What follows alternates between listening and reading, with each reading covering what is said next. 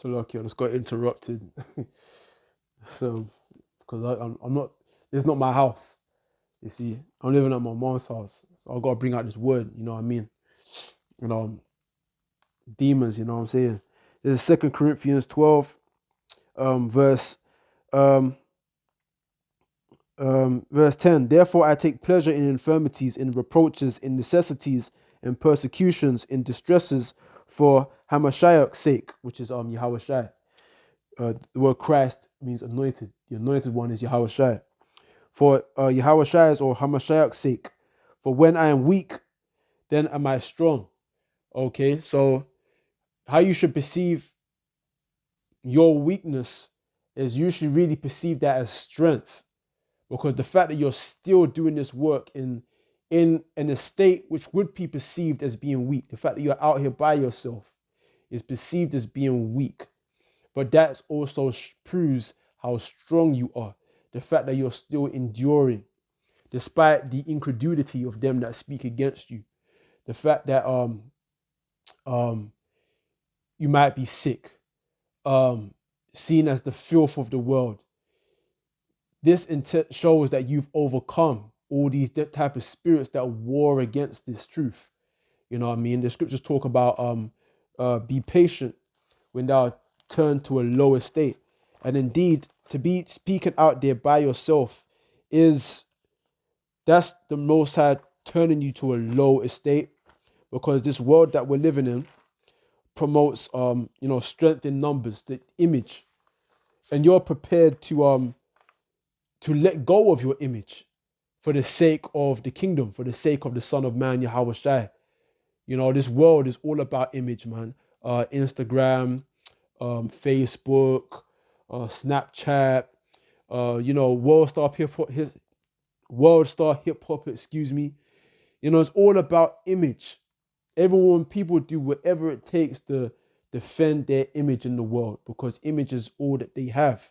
You know, people who are the most insecure come across as the most secure, because that's what they're trying to protect, is their image, when actually they're naked, blind, and miserable.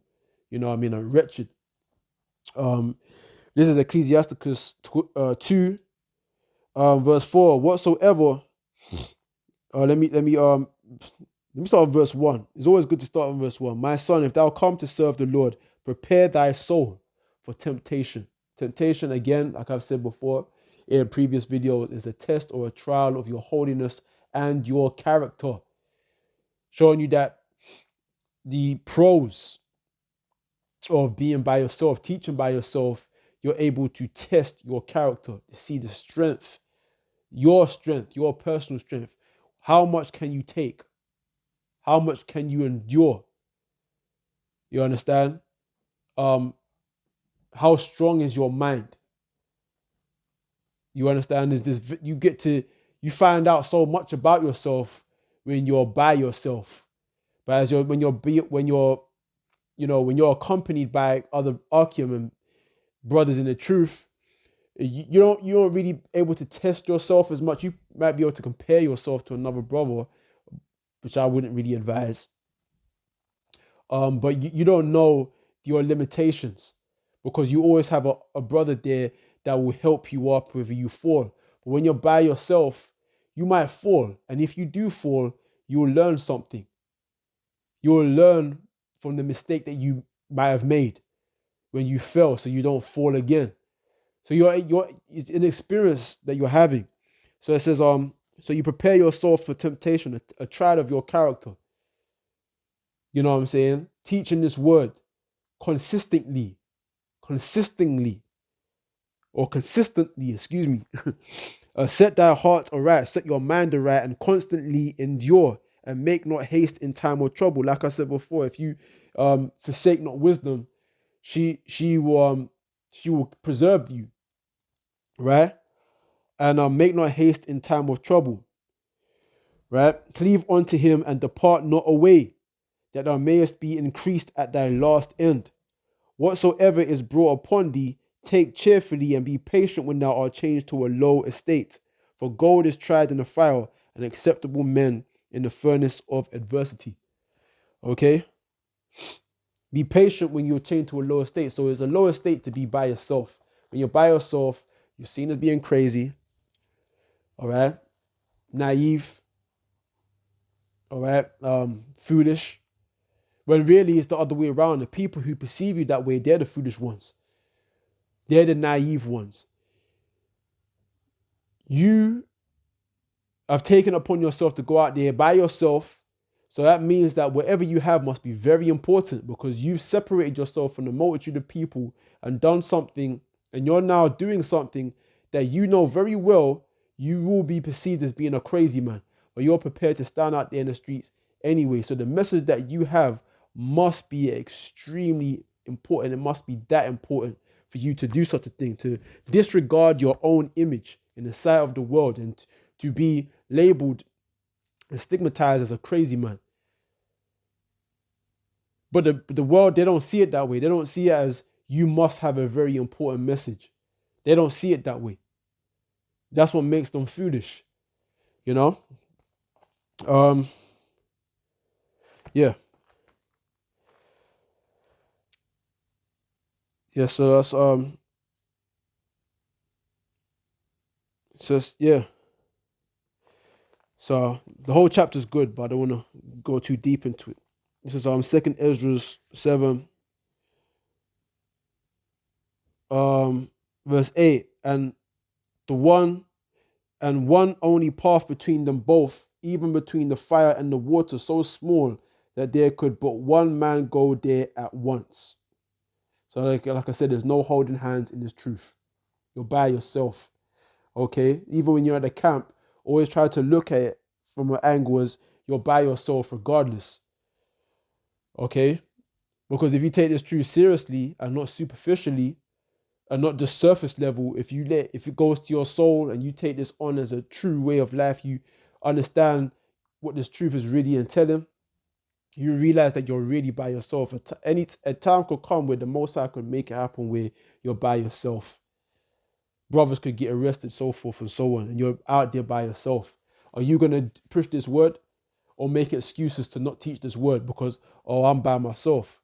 That means you were never a man of the Lord. The Spirit was never dealing with you. Okay? You just saw this truth as a facade, man. It was just you was going through the motions. So this is if this city now were given unto a man for an inheritance, if he never shall pass the danger set before it, how shall he receive this inheritance? And I said, it is so, Lord. Then said he unto me, even so also is Israel's portion. So this is our portion. Our portion is to get to that kingdom, that broad city, that city on a broad place. But we have to go through the perilous times that we're in and now. We have to go through it. And like I already told you, the word narrow, when you go to Matthew 7, verse, I believe it's 14, because straight is the gate and narrow is the way which leadeth unto life, and few there be that find it. Like I said, the word narrow means, in the blue letter, means to press as grapes, press hard upon, to trouble, afflict, distress, straightened, or compressed. So we need to go through, and that's talking about the times that we're in and all the troubles that come along with being in these times. We have to go through this while carrying this cross, while carrying the burden of this word, teaching this word, following after Yahweh Shai. We need to go through all these things to get to the kingdom. And that a man must go through if he ever expects to see the way, to see the kingdom. We have to, this is our portion, this is Israel's portion. It says Israel's portion, verse 11, back in 2nd Ezra 7, verse 11, because for their sakes I made the world, and when Adam transgressed my statutes, then was decreed that now is done. Then were the entrances of this world made narrow, full of sorrow and travail. They are but few and evil, full of perils and very painful. You see? Again, describing the times that we're in because of the wickedness of Adam. So right, so it says, verse 13, for the entrances of the elder world were wide and sure and brought immortal fruit. Right, because back then in ancient times, during the time of Adam and those generations there, people were more righteous. Even the heathens were more righteous. I believe when you go into the account of Abraham, when Abraham went into Egypt with his wife Sarah or Shariah, um, it was the Pharaoh at the time that took Abraham's wife, thinking that that was his sister. But then when the Most High came to him in a dream and told him who she really was, he immediately gave her back to Abraham, because he knew that he knew about you is not right or comely to take another man's wife. So even back then, men were more righteous back then, right? So for the entrances of the elder world were wide and sure and brought immortal fruit. If then they that live labor not to enter these straight and vain things, they can never receive those that are laid up for them. Now, therefore, why disquietest thou thyself, seeing thou art but a corruptible man? And why art thou moved, whereas thou art but mortal? Why hast thou not considered in thy mind this thing that is to come, rather than that which is present? Then answered I and said, O Lord, that bearest rule, thou hast ordained in thy law that the righteous should inherit these things, but that the ungodly should perish. Nevertheless, the righteous shall suffer straight things, and hope for wide. For they that have done wickedly have suffered the straight things, and yet shall not see the wide. Right. Um,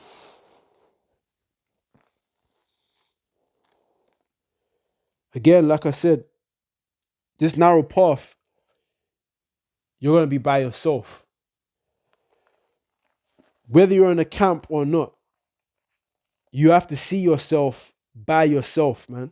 You're just because you get in the support of your brothers, and and it's a good thing. It's a beautiful thing, man, to dwell with your brothers. Trust me, it really is, to see brothers that are like-minded as you. You can be free. You're free. I understand that. But when you're by yourself, you got no one to talk to. You're by yourself. Okay. And that's when you really got to lean upon the Lord. That's where that's where the faith comes in. That's where the faith comes in. That's when the faith really kicks in. You know? Let me get this real quick. This is Lamentations chapter 3, verse 25. Yahweh is good unto them that wait for him, to the soul that seeketh him. It is good that a man should both hope and quietly wait for the salvation of Yahweh. It is good for a man that he bear the yoke in his youth. He sitteth alone and keepeth silence, because he hath borne it upon him.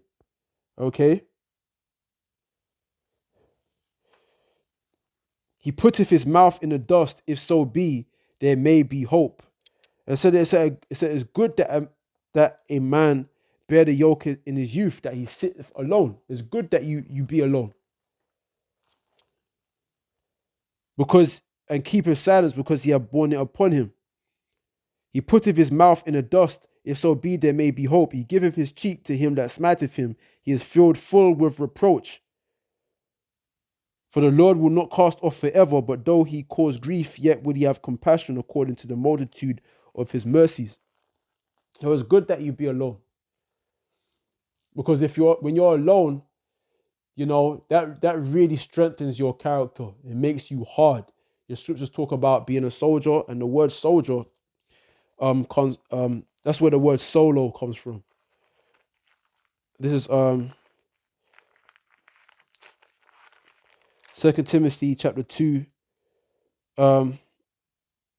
verse 4. No man that warreth entangleth himself with the affairs of this life, that he may please him who have chosen him to be a soldier. Right? In fact, let me start from verse 2. And the things that thou hast heard of me among many witnesses, the same commit thou to faithful men, who shall be able to teach others also. Thou therefore endure hardness as a good soldier of Yahweh Shai, Hamashiach. Endure hardness. So it's hard. It's not easy. It's not easy. Okay? It's not easy. The Most High never said it was to be easy. Yahweh Shai never promised his disciples and us that are now that it would be easy. It's hard. You know what I'm saying? It's difficult to endure. You know, to be making videos, to be in the spirit, man. To abstain from sinful pleasures and desires is difficult, you know. But you know what? The scriptures talk about the simplicity that's in Yahweh Shai. If you're really, if you're, it all depends whether you're of the elect or not. You know, that's what it really all boils down to. Whether you're of the elect. If you're of the elect, you're going to endure no matter what. Pros or cons, you're going to endure to the end. Your salvation has already been written. It's only up to you to prove that you're found written in the book. You got to prove to yourself, you know? So, yeah. So sitting alone, when you sit alone, you meditate more. Okay? You meditate more, so forth and so on. So, let me go back to, this is,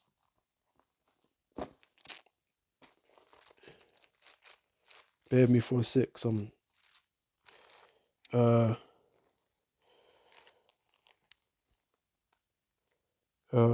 Psalms 91.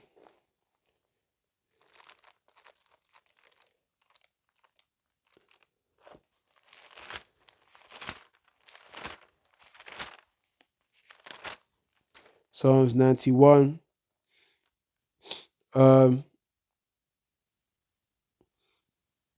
Verse 4. Psalms 91, verse 4. He shall cover thee with his feathers, and under his wings shalt thou trust.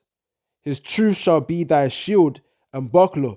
Right. So it said, he shall cover thee with his feathers, and under his wings shalt thou trust. Right. First and foremost, the Most High is covering us with this spirit, man. Okay. And the Lord is gonna, scripture says, I will be the guide of them who keep my commandments and precepts. It says that in 2 Ezra 16. So you have to understand that the salvation of the elect has already been written. So if you're a man or brother in this truth or a sister, the Most High is going to guide you. It never says how, but he said he will guide you in that time. So you got to have faith that the Lord is going to do this. He will cover you. Right? So it says, his truth shall be thy shield and buckler. So this is our weapons of war. This is our protection. This is what's going to keep us stable from all the temptations and all the wiles of the devil. This prophecy, this is what stabilizes us, keeps us on that narrow path.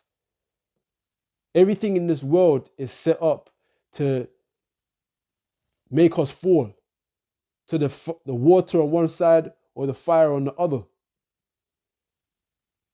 And many there be that fall in thereat.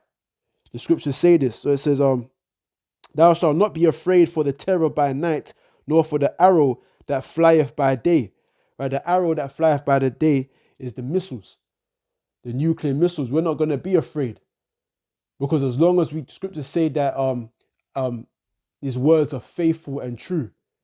So you got to believe in these words that the Most High is faithful and true. He's going to keep what he said. He's not a man that he should lie. The scriptures talk about if we trust in him, he's going to cover us. The scriptures put emphasis on these things. All right. So it says, nor for the pestilence that walketh in darkness, nor for the destruction that wasteth at noonday. What is the destruction that wasteth at noonday? The nuclear holocaust. That's going to be the end of this time. This place, this system, this kingdom that we're in right now is condemned according to the Holy Bible.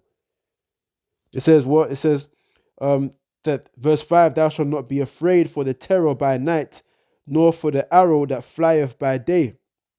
Right? Because we're in the nighttime um on a spiritual level. And the word night or darkness means ignorance, ignorance from the most high truth, immorality, or darkened eyesight.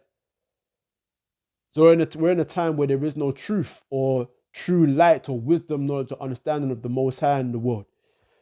So the terror that's going to come upon this place is the nuclear destruction, nor for the arrow that flieth by day, all right, nor for the pestilence that walketh in darkness, nor for the destruction that wasteth at noonday.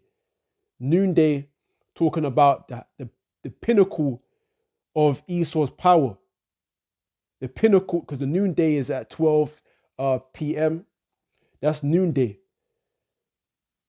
All right. So at noonday, at the highest, the heat of Esau's, the pinnacle of Esau's power, that's when the destruction is going to come. That's when the Most High will rain down destruction on him. Verse 7, 1,000 shall fall at thy side, right? And 10,000 at thy right hand, but it shall not come nigh thee. It won't come near you because the Most High has got you. He's guiding you. Why? Because the Most High was in all your thoughts. You came unto the Most High with a good heart. Do you understand? So the Lord will guide you and protect you, and he do my prophets no harm. You understand? Your salvation has already been predestined within the Holy Bible. So it said, only with thine eyes shalt thou behold and see the reward of the wicked. Can you imagine that? With our very own eyes, we're going to see the destruction of IUIC. We're going to see the destruction of ISUPK. Now, you're going to have brothers and sisters that's of the elect in those regarding camps, because I've met sincere brothers and sisters in IUIC. And it's a damn shame. It truly is a fucking shame. Okay, the same way I know there's guys in ISUPK that they don't have a strong mind, they're naive. Doesn't mean that they're not of the elect though. It's just that they're under the wrong leadership. Do you understand? But in terms of the actual group itself, IUIC, and what they stand for, like the name of the Most High, they don't have to name. That's out of here. That's zilch. That's out of here. Okay. Only with thine eyes shalt thou behold and see the reward of the wicked. You go to Revelation 15, it says we're going to stand upon a sea of glass and we're going to saturate that's mingled with fire, because talking about the mushroom cloud. The destruction is going to be so great. The actual mushroom cloud is going to go up kilometers into the firmament and space, man. And we're going to be saved from that destruction. And we're going to see the reward of the wicked, which is going to be fire and brimstone. So I said, right, because again, that goes hand in hand with 2 Ezra's 7, verse 6. There is also another thing. A city is builded and set upon a broad field and is full of good things. The entrance thereof is narrow and is set in a dangerous place to fall, like as if there were a fire on the right hand and on the left a deep water. But what they say, I saw 1,000 getting destroyed at one side and 10,000 getting destroyed on the other. See, the majority of our people aren't going to make it.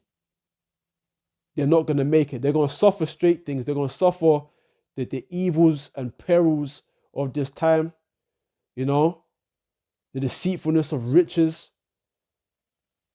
pride, boasting, heedy, high-minded, despisers of those that are good, lovers of pleasures than lovers of the Most High. We all as a people are going through these times. And the majority of our people are going to be taken by the times and be overcome and ultimately receive of their own works, which is fire and brimstone. Those of us that believe in the saving of our souls in Yahweh Shai, that do believe in good, that do believe in a righteous kingdom one day being established on earth, we're gonna make it. We're gonna be exempt from that judgment. Yahweh Shai said, "There's some side in here that shall not taste of death." Who is he talking to? He was talking about those men and women that follow him, that believe in his name. Right? So it said, right. So when we're at back in Psalms 91, um, verse 8, and then verse 8, only with thine eyes shalt thou behold and see the reward of the wicked, because thou hast made Yahweh, which is my refuge, even the Most High, thy habitation. See, so it tells you why we're going to be rewarded with these benefits, because we made Yahweh Ba'ashem Yahushai our refuge, okay, our habitation. There shall no evil befall thee, neither shall any plague come nigh thy dwelling. And what is the main plague? The main plague is written on in Zechariah, the last plague, which is Zechariah 14 verse 12. And this shall be the plague wherewith Yahweh will smite all the people that have fought against Jerusalem. Their flesh shall consume away while they stand upon their feet, and their eyes shall consume away in their holes, and their tongue shall consume away in their mouth. That's the nuclear fire. People are going to be destroyed while they stand upon their feet. Their eyes are going to be dissolved in their eyes, and their tongue dissolved in their mouth. While their spirit is still intact in their bodies, they're going to be destroyed. But the scriptures say that that plague will not come nigh our dwelling. Psalms 91 verse 10. There shall no evil befall thee, neither shall any plague come nigh thy dwelling. For he shall give his angels charge over thee, to keep thee in all thy ways. They shall bear thee up in their hands, lest thou dash thy foot against a stone. You understand? So the Most High is going to have certain spirits guiding you and protecting you from all the other evil spirits that the Most High sent upon the 2/3 of our people. Do you understand? And you got to have faith in that. Because at the end of the day, when this society comes crashing and tumbling down, the only thing that we're going to have left is Yahweh, Ba'ashem Yahweh Shai. That's the only thing we're going to have left. Okay? And that's for our brothers, and that brothers are going to have their own walk that they're going to have to walk in that time. You're going to be walking by yourself. All right? And that's a good thing. It's a good thing that a man sitteth in silence and sitteth alone, as it says in Lamentations. Okay? You really have to absorb these scriptures, because King David really spoke about himself. As he said, he sat by the fire, and he said he wanted the Most High to show him how frail he is, that his days are like a handbreadth. So you really gotta humble yourself when you realize all these judgments are coming. Okay, and because prior I was speaking about the pros and cons of being by yourself, in contrast to actually being in the camp, pros and cons. And the pros, man, of being alone, teaching out there, is that you able to test your own character. You're able to prove yourself, all right, to see whether you're really about it or not. Because if you're gonna do this thing, you better do it properly, or don't do it at all. Okay, and yeah, and again, I want to go. I'm just going back and forth. My thoughts are not ordered. I'm just freelancing. When you teach by yourself, like I said, you're developing social skills, man. Social skills. You know how to talk to Jake. You know how to convey this knowledge. Okay. And that's only really, really happens when you're grounded and settled. When you first come in, you don't know how to. And you can, and it's very evident as well when you see brothers teaching. You can kind of tell whether he's experienced or not, based on how he teaches. Guys that first come in, they're very aggressive and they think they gotta, speak at you, than speaking to you, because you don't actually, when you come in the street, you don't necessarily have to be shouting and screaming. The scripture says, lift up thy voice like a trumpet, but then because you're just doing everything by the book. It says lift up thy voice like a trumpet and wave the hand at them and everything like that. But there's also a way to teach the truth. The scriptures do teach of being guileful, being crafty. Paul spoke about that. And that's one of the many skills that you learn when you've become seasoned within this truth. This is Hebrews.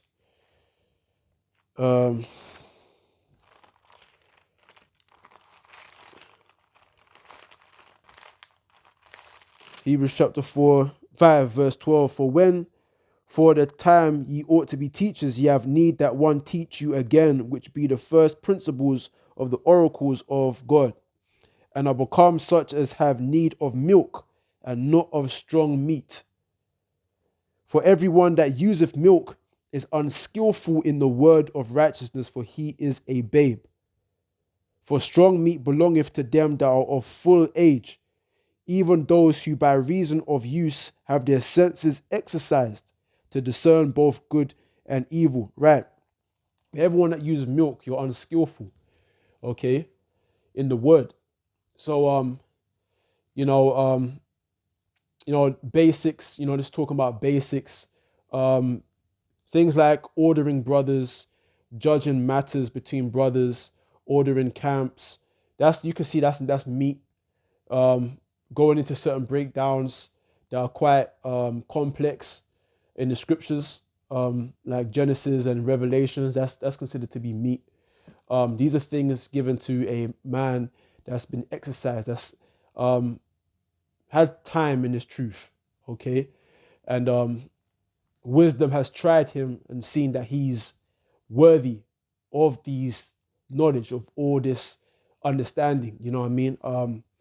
When you first come in, basic things, knowing you're an Israelite, the curses, who the wicked is, the virgin birth concept, um, how can you prove America is Babylon the Great? This is like basics. All right. Yeah.